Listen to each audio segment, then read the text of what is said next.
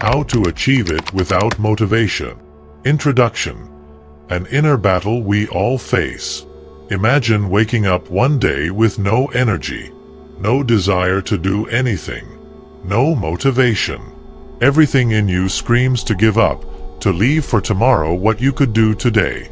And yet, in that very moment, there's a decision you must make. Will you take the easy path of comfort, or will you choose the road of self-discipline? The Stoics left us a clear message. Motivation is a fleeting illusion. You cannot rely on an emotional impulse to act. True strength lies in discipline. But how do you train your mind to act without depending on how you feel? To understand this, let's travel back in time, to the Rome of Emperor Marcus Aurelius. The emperor who had no choice. Rome, dawn. Marcus Aurelius rises in his austere room. Outside, the city is already bustling with the noise of the market and the training of soldiers. He, the most powerful man in the empire, has no option to stay in bed. The plague ravages the streets, enemies threaten the borders, and betrayals within the Senate are commonplace. And yet, every day, he writes in his journal. When you wake up in the morning, tell yourself, "Today I will encounter ingratitude, arrogance, envy, and foolishness." All of this happens because people cannot distinguish good from evil. But I, who have understood the nature of good, know that they cannot harm me. Marcus Aurelius did not wake up motivated. He woke up because it was his duty. He knew that if he waited to feel ready, Rome would fall. Action precedes emotion, not the other way around. The man who understood discipline before anyone else. Centuries before Marcus Aurelius, in the dusty streets of Athens, a man walked barefoot in a tattered tunic. His name was Zeno of Citium, the founder of Stoicism. He was not born into poverty. In fact, he had been a prosperous merchant until a shipwreck left him with nothing. He could have lamented. He could have waited to feel better before moving forward. But instead, he walked into a bookstore, picked up a text by Socrates, and asked, "Where can I find a man like this?" They pointed him to Crates of Thebes, a cynic philosopher. Zeno became his disciple and learned the most important lesson of his life. Self-discipline is the only true freedom. From then on, Zeno lived with the bare minimum, trained his body and mind to not depend on fleeting pleasures, and founded the school that would later guide emperors. And he did all of this without waiting to feel motivated. How to apply this to your life? Stoicism is not just philosophy. It is practice. If you want to master discipline without relying on motivation, you must start with 3 fundamental principles. Action before emotion. Don't wait to feel ready. Act first. Motivation will follow. Master your mind, master your life. You cannot control the world, but you can control how you respond to it. Eliminate the unnecessary. How many distractions fill your day? The Stoics believed in a simple life because fewer distractions mean more focus. The legacy you can build. If Marcus Aurelius, amid wars and plagues, could remain steadfast without depending on motivation. If Zeno, having lost everything, could rebuild himself through pure self-discipline. What's stopping you from doing the same? The difference between the life you have and the life you desire is not motivation. It's action. And action begins now. Stoic techniques for training the mind and body. The training no one wants to do. Imagine this situation. You wake up, and the first thing you feel is discomfort. It's cold, your bed is warm and cozy. Your mind whispers, 5 more minutes. Today doesn't matter. I'll start for real tomorrow. But the question is, who is in control? Is it you or your desire for comfort? For the Stoics, comfort is the enemy of discipline. They believed that the best way to train the mind was to harden the body. Not because they were masochists, but because they knew a fundamental truth. If you master discomfort, you master life. Today, you will learn the techniques the Stoics used to train their minds and bodies, and how you can apply them in your daily life. The emperor who slept on the floor. Imagine a young man of noble lineage, with wealth and privileges. That young man was Seneca, a future Stoic philosopher. But his mentor, Attalus, taught him something that would change his life. You cannot call yourself strong if you have never gone hungry. You cannot say you are free if you cannot endure discomfort. So, Seneca began to train like a warrior, not with swords, but with adversity. For certain days of the month, he wore the humblest clothes, slept on the floor, and ate the bare minimum. While doing so, he repeated, "Is this what I feared so much?" And most importantly, he always found the same answer. It wasn't that bad. This practice is called voluntary discomfort, and its purpose is simple: to teach you that you can endure more than you think. The man who exposed his mind to failure. Epictetus was not born into nobility. He was born a slave, a man with fewer rights than an object. And yet, he ended up being one of the most respected philosophers in history. His secret? The premeditation of failure. The Stoics practiced an exercise called premeditatio malorum, which means meditation on evil. In it, they imagined the worst possible scenarios, losing their wealth, their health, even the lives of their loved ones. But they didn't do it to suffer unnecessarily. They did it to prepare. Epictetus taught his disciples, "It is not what happens that makes you suffer, but your opinion about it.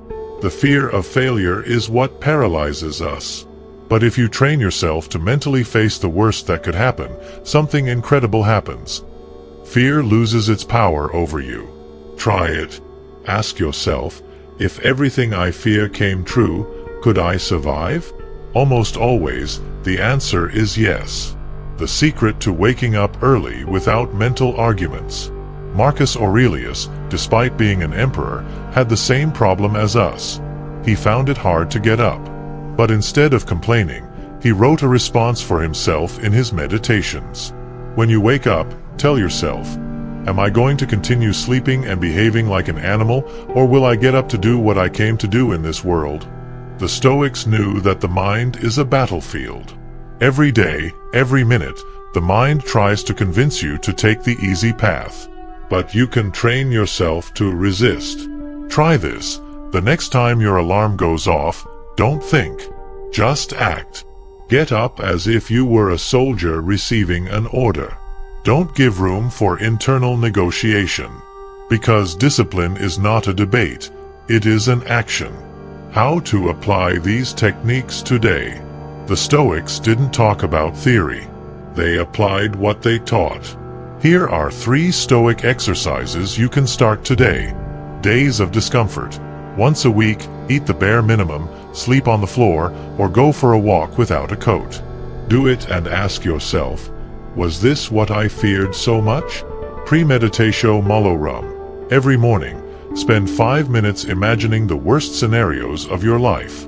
Observe how you feel and remind yourself that you will survive. Get up without thinking. When your alarm goes off, don't negotiate. Get up without giving your mind the option to doubt. The art of being unbreakable. The Stoics did not expect life to be easy. They trained to be stronger than any difficulty. And you? Will you keep waiting to feel motivated? Or will you take action now? Remember, you don't need more motivation. You just need to train your discipline. The Stoic code to withstand any adversity without ever giving up. When life hits you, how do you respond? We all face moments when life puts us to the test. An unexpected failure, a painful loss, a day when everything seems to be against us. Most people let themselves be consumed by despair. They give up. They complain. They wait for circumstances to change before taking action. The Stoics saw life differently. For them, every adversity was a training ground, an opportunity to prove their inner strength. Today, you will discover the Stoic code that will allow you to withstand any adversity without ever giving up. Get ready, because what you're about to learn may change the way you see life forever. Marcus Aurelius and the power of reframing adversity. Rome was in crisis. A terrible plague ravaged the empire.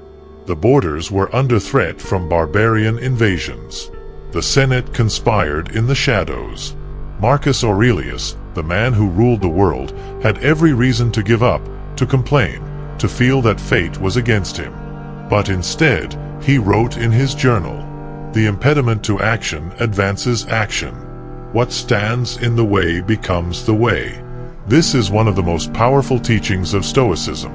What seems like an obstacle is merely an opportunity in disguise. If you lose a job, it's an opportunity to reinvent yourself. If you experience betrayal, it's an opportunity to strengthen your character. If you fail, it's an opportunity to learn and improve. The Stoics understood something few people are willing to accept. We don't choose what happens to us, but we do choose how we interpret and respond to it. Epictetus and the unbreakable mental freedom. Imagine being a slave. You have no rights. You own nothing. You don't decide where you go or what you do. That was Epictetus' reality. Yet, he was one of the freest men of his time. When his master, in a fit of rage, twisted his leg until it broke, Epictetus simply said, "If you keep twisting, it will break." He didn't scream. He didn't beg. He didn't curse his fate.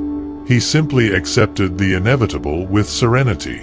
This is the key to the Stoic code. Accept what you cannot control. Life is uncertain.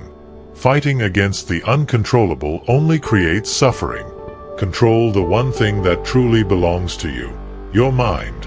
No one can take away your ability to choose your attitude and your response to events. Turn every difficulty into an opportunity to practice virtue. Facing a challenge is an opportunity to demonstrate courage, patience, or wisdom.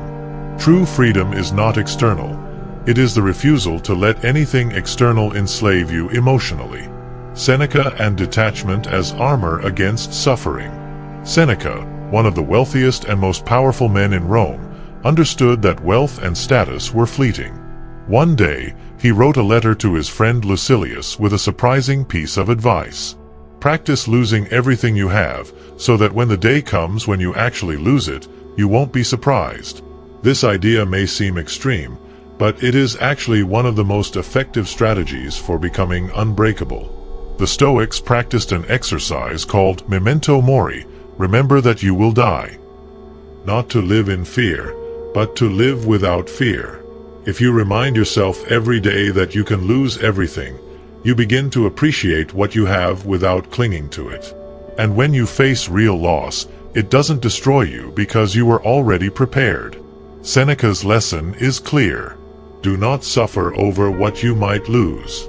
Be grateful for what you have, but train your mind to move forward regardless of the circumstances.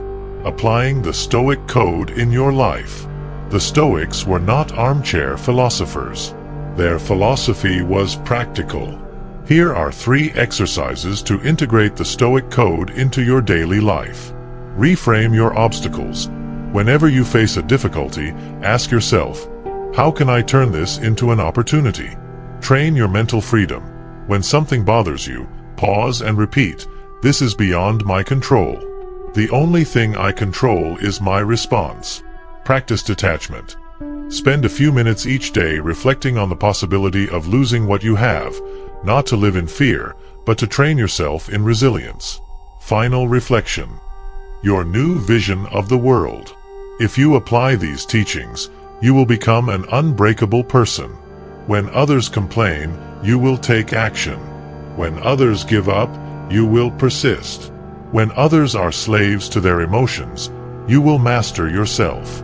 Remember, discipline is not based on motivation but on consistent action.